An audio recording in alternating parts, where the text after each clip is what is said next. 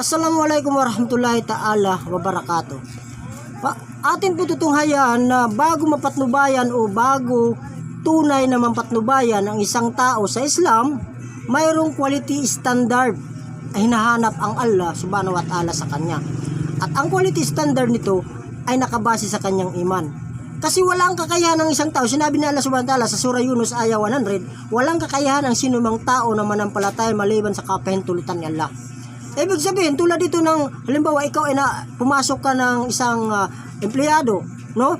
May kumpleto ka requirements. So, ang requirements kasi, pwede pikiin. Pero yung interview, nakabase kasi yan sa quality ng tao, no? Hindi yan pwede mapiki.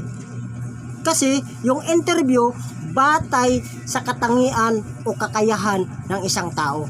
Kaya dyan binabasihan, no? Ang Allah, ganun din.